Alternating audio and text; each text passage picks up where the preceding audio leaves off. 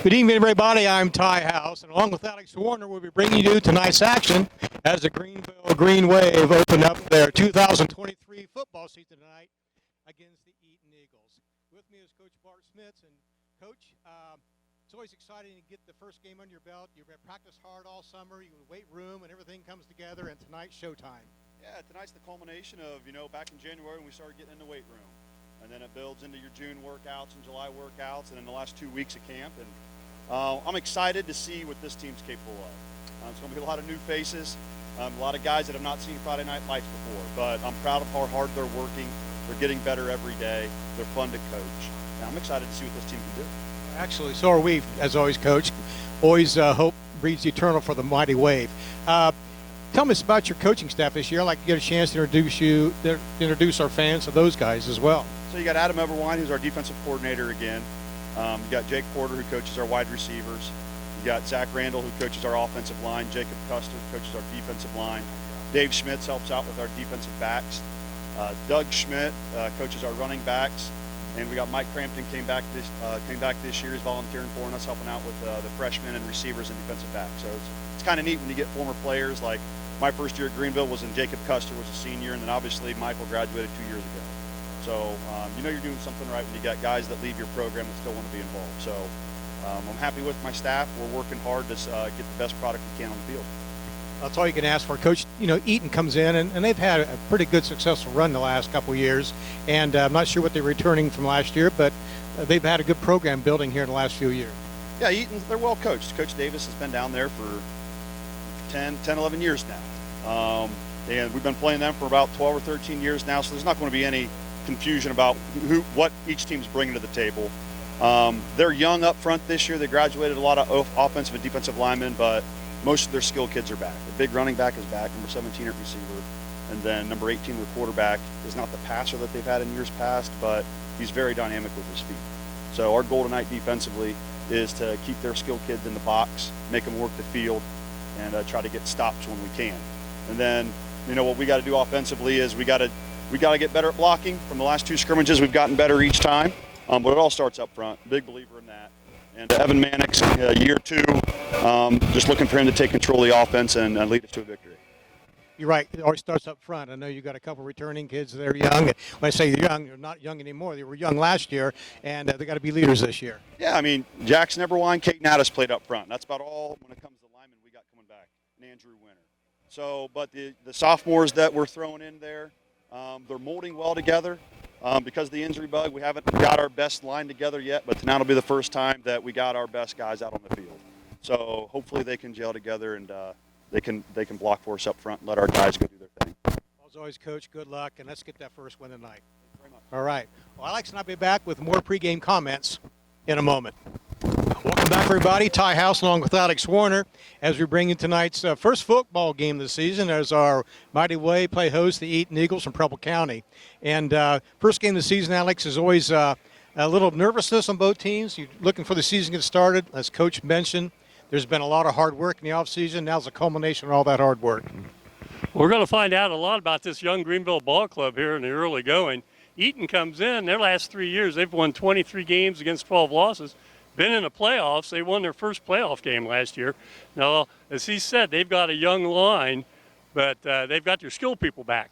On the other side of the equation, we've got a couple starters back on the offensive line as well as defensive, but we're missing Mr. Brock Short, and that was about 80-some% of our offense from last year. We're also going to miss Ryan Crampton, who was one of the leading tacklers in Miami Valley League. But that's in the past. We can't worry about what's not here. Let's worry about what we've got here. And we've got Evan Mannix back now. This will be his second year as a starting quarterback. Yeah, big step there. We've got some people on the defensive side of the ball, and we'll talk about statistics as we get into it. But you take a look, we've got 60-some people on the roster, and if I counted up correctly, there's about 40-some of them are either freshmen or sophomores. Well, that makes a young ball club, but it's also a good sign if you got 60 on the roster, and it means you got a program you're building, which is a good thing. Numbers are huge. The more numbers you get, the better odds you have. That's for sure. But again, it's a young team. But, the key is going to have a Mannix, a quarterback, control that offense. He's got to step up this year. Again, you have Brock Smith gone, and that was a big part of our offense. But we'll see what the offensive line does. As Coach mentioned, all starts up front. We got 3 starters back from last year. So the other 2 got to fill in and then step up soon, because I think if they can control it there, we've got a good chance tonight. Yeah, this Eaton Ball Club comes in. We said they're 23-12 the last couple of years. They've beaten Greenville 3 straight times, so it's about time GreenWave pay that back a little bit here tonight. Boy, it doesn't get any easier after this tie, because we're in that 10-team Miami Valley League, and after tonight, we go right into it. We have Troy comes in next week, and then all 9 league games, bang, bang, bang, right in a row. Yeah, they're all in our division initially, too. That's kind of a tough pill to swallow. You like to get your program going a little bit, or your games going before you get into your own league dimension, but that's not going to happen, so we're going right into the lines then right off the bat. But first things first, let's get this win tonight, Alex.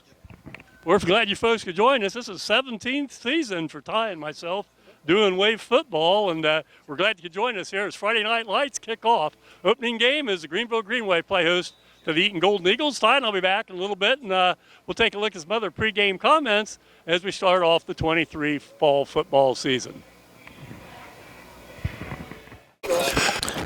Welcome back to Harmon Field here in Greenville, Ohio. As the Greenville GreenWave prepare to take on the Eaton Golden Eagles in the season opener. And Alex Warner along with Ty House. We've got Brody Fleming on the camera over here.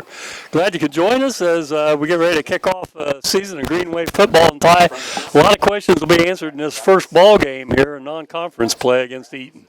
Well, I think, as you mentioned, or we talked about it with the coach, it's kind of a young team, not kind of, it is. We got maybe 3 or 4 skill positions that have a little bit of varsity experience. Of course, Mannix will be back, a quarterback for us, Jack Royer wide out, but we missed a big running back. So in the offensive line, although the 3 veterans, they were sophomores. They're just juniors this year. So look to fill in with some other sophomores probably, and maybe some freshmen get some playing time this year. But regardless, it starts up front, so you need to have your offensive line clicking.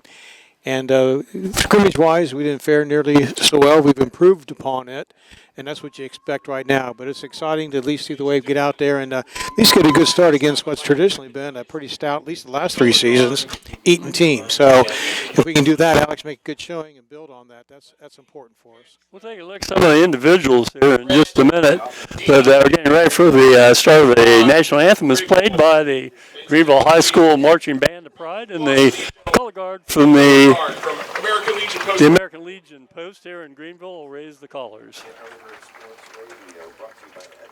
Ladies and gentlemen, at this time, I ask that you please rise and remove your caps for the playing of the national anthem.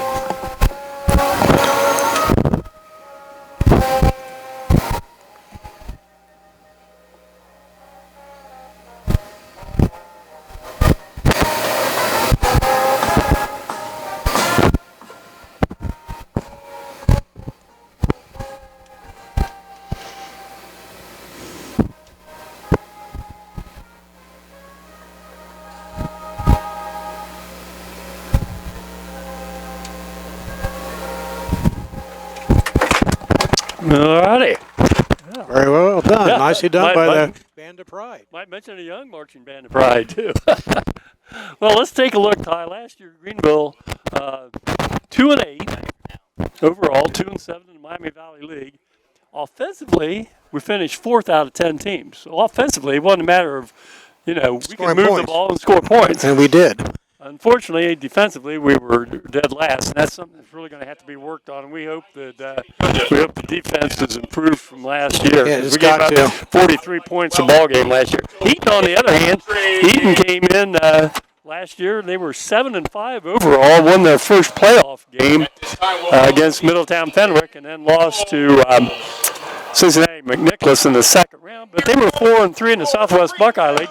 But again, that's last year. Right. That's out of the way. Let's talk about this year's ball club. Greenville has Evan Mannix coming back. This will be his second year starting at quarterback. Threw for 4 touchdowns and 495 yards last year. Also ran for 4 touchdowns. Jack Roy will be the leading receiver back. Royer's a 6'1 senior. He had 12 receptions last year for 123 yards. Where we're going to be missing is going to be who's going to run the ball for us this year. We'll find somebody to run the ball. It'll be awful tough to replicate what we experienced last year. But regardless, you can't do anything without a good offensive line. So it's important for the big guys up front to own the line. Yeah. Our returners, as far as defense are concerned, Nathan Schaefer comes back. He had 68 tackles last year. Jack Royer with 47. Romeo Velasquez with 30. Cody Segraves had 28. And Hunter Harder with 29. So we've got 5 pretty seasoned starters coming back defensively. Yes. Eaton, on the other hand, Eaton's going to bring a new quarterback in. They have to replace a young man named Brock Ebright. And this will be Chris Atkins. Threw for 2 touchdowns last year, and he's a 6'1 senior. But might mention he's also a 2-year letterman coming back, so he's an athlete. Obviously, yes. To be quarterback, you got to be an athlete. So Yeah. he played the position someplace else, and has stepped up this year to be the quarterback for the Eaton Eagles. Yeah, Eaton's main ball carrier will call quite a bit tonight. It'll be Cordis Berard. He ran for 4 touchdowns, averaged over 6 yards a carry, and he's weighed 433 yards last year. They've got a trio of wide receivers. Now, again, they had a great quarterback getting the ball to him last year. But they've got some veteran receivers. Leslie Orr had 5 touchdowns, along with Braden Deem, with 4 touchdowns. And then Preston Orr had 21 catches. So, they've got some skilled people back. Their leader on defense will be Devin Rader. He had 129 tackles last year, followed closely by Brandon Couch. So, This Cordis Berard, as you mentioned, he's just a junior this year. So, as a sophomore, had an outstanding season running back. They've got this young man for this year and next year to build on. Well, Greenville won the toss, elected to defer, so Greenville will kick off and Eaton receive. And they're going to turn everybody around here. Well, that was when they tossed the coin, they had them lined up the other way, but it looks like Greenville is going to defend the north goal as Eaton will go from your right to your left on your screen here. That's first game of the season for the officials also. And your shadows move south, Alex. That's right. It's moved south. Hey, I tell you what, beautiful night for football. Gorgeous. Of course, it's the first Friday at the Dark County Fair. So I don't know if that'll have much of an effect on attendance tonight or not, but boy, a perfect night for football. If I remember last year, we had nothing but fine weather. Yes, right? we did. It was one wonderful. of those years. Very little wind, no rain. We had a rain, but it missed us. Yeah, it was nice. That's right. Well, kicking off for Greenville is going to be number 2, Gabe Rammel. And here we go. Rammel's kiss going to come up short. And it's going to be picked up at about the 22-yard line by Leslie Orr. All right. Good tackle. Good tackle. And that's Rammel down on the tackle. Yeah. Rammel's just sophomore. Yeah. Nicely done. Well, we'll pick up some numbers out there. This will be Chris Atkins will wear number 18 at quarterback for the Golden Eagles. And like I said, Leslie Orr, number 17, will be their leading receiver. And I assume it's going to be number 32. Yes, it is. And that's going to be Cordis Berard, a junior running back. Along we got Noble, Winter, and Eberwine in there on the front. Yeah, we'll pick up all the wave defenders here. And yeah, here's a flag on the very first play from scrimmage, offsides against Greenville. Whoop, didn't want that. Let's see, in the defensive backfield, we have Jack Royer, wears number 1. Number 7 out there for the wave is John Ray Abayo. Cody Graves, number 8. Of course, number 2, we mentioned him, Gabe Rammel. You mentioned Jack Royer. Trying to get some other numbers Number here. 13 out there is Trey Bryant. Numbers 58 for the wave. That's going to be Jeremy Norris. 57 for the wave. Landon Noble. Yeah, we'll keep up to date on who's in there for you. Handoff. There's a big Bring him down. Good job. That's right. Nice play. Yeah. Boy, Gabe Ramel right in there, sophomore. That Good was tackle. that was on a 1st and 5 after the Wave offside penalty, and the ball moves out to the 30-yard line. And this will bring up a 2nd and 5. Oh, another flag. Holding. 2 flags, 2 plays. That's this going to go against Eaton, so that'll move it back, what, 10 yards? Yeah, let's replay it again. Whoa. Wow. Also in for the Wave at Jackson Eberwine, number 67. He'll play center as well, playing nose guard right now for the Wave. Well, And, of course, number 33, Nathan Schaefer for the Wave at linebacker. well, the ball goes all the way back to the Eaton 19. Quick pitch. There's a hand of uh-oh. That's some nice rain if block. he gets outside here. Wow, big But gain. Yeah, picks up about 10, maybe 11 yards on that. Maybe make it 12. That's a nice kick-out block against Cody Graves that time. Number 78 did a good job. Linebacker didn't fill back in that hole. He turned it up. We weren't there for that. That was Brayton Deem with the carry there for the Eagles. And it's going to bring up a 2nd and 4. He picked up, about almost 12 yards on that play. Ball just outside the Eaton 30-yard line. Eaton in white trimmed in gold and purple, and the Wave in the home hunter green. Ryan Staver in there, number 38 for the Wave. And mentioned him as well. Hand off on the left Berard. side. Big hole. Uh-oh. Boy, Wow. hard running. He's still going. Wow, What what a a run. nice run. 31-19. That's going to be a 25-yard Hey. pickup Oh, and a flag. Uh-oh. after the play. It's going to be a dead ball foul, but what's it going to be? Boy, that's 3 flags here, and we've played less than a minute and a half. That's going to be I think it might be against the Wave. Sportsmanlike conduct. Personal foul. Personal foul. Wow. Boy, that'd be another 15 added on. That ball was down at the 45 of Greenville, and it's going to go all the way down to the Wave 30-yard line. I didn't see who the final 4 tacklers were on that run. I'll tell you Wow. what, Mr. Berard was a load there, wasn't he? He Popped sure through was. there, and it took about 3 guys to bring him down, but he picked up about, 10 yards after he the first time. He drugged somebody for about 5 yards. What a runner. Well, hey, it's 1st and 10. Eaton with the ball at the Wave 30. We're just underway. We've played 2 minutes. We've had 3 penalties already. 2 against Greenville, 1 against Eaton. It's going to be Atkins take the snap. Pitches Quick out pitch. there. Oh, we had him there, didn't we? And there's going to be another flag. That's 4 flags. A short gain, maybe a yard, but that's probably going to be against Eaton, I would assume. Think it's going to be a hold? It was called here on the sideline. Whether it was Yeah. a hold or what. Well, I tell you what, there's a lot of linen been on the No tossed kidding. out Talk there about the already, hadn't there? First game.